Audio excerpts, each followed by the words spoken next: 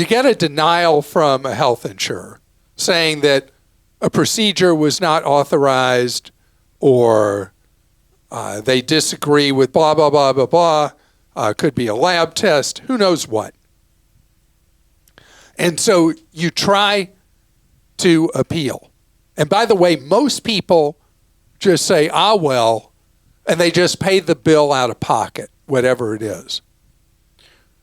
What I want you to know is don't be a wallflower. Don't just say, okay, they said they're not going to pay. You need to get started with appeals. And with health insurers, let me tell you how clear it is how an appeal process works. Clear as mud.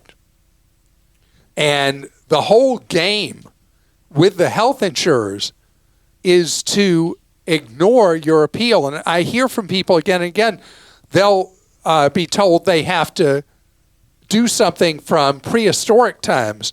They have to fax in paperwork to appeal a denial. Fax?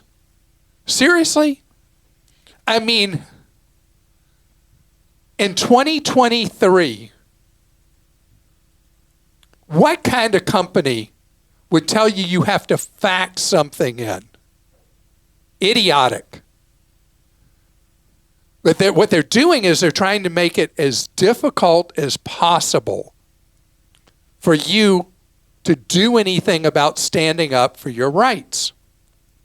So there is no roadmap. You know how I like to say, do this, do this, do this, do this, and that's how you assert your rights? With a denial by an insurer, remember, it's a whole cynical process from the insurer. What you have may perfectly be valid, or it may be in a gray area, and they're going to deny it and make it opaque, make it nearly impossible for you to know how to fight back. So you've got to use every strategy you can. So start by humoring them. And if they tell you have to fax in, figure out how to fax. You can add a faxing app on your smartphone. You scan them in and you fax. Unfortunately, you're going to have to pay almost always for one of those fax services. Costs you a couple of bucks to send in the appeal. But the good thing is it'll show whether the fax was received or the fax failed. So you'll have a timestamp down to the minute and second documenting they received it.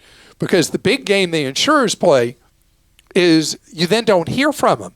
And you call up and customer no service says, we show no record of you appealing this.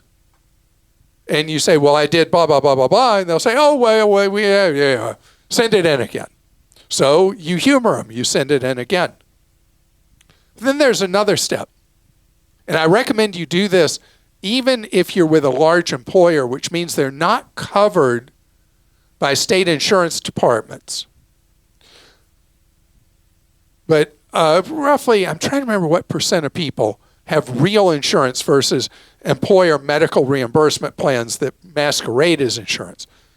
But with the state insurance department, you can file a complaint against an insurer, and that sends it a different way to the insurance company. And suddenly, we see your appeal.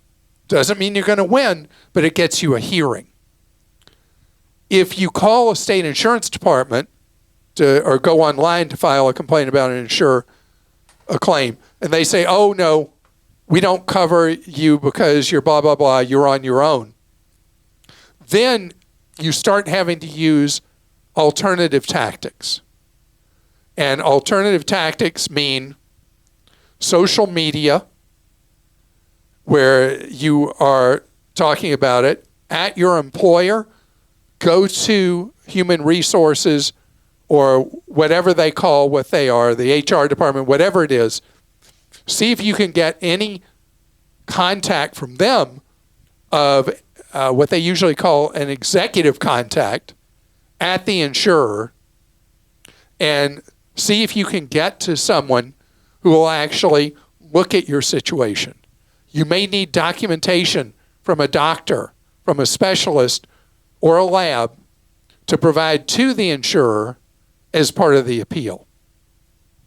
If you keep trying different angles, odds go up and up and up that a claim that was denied will in fact be processed. The problem here is that most people flat out give up. Don't give up. Don't give up.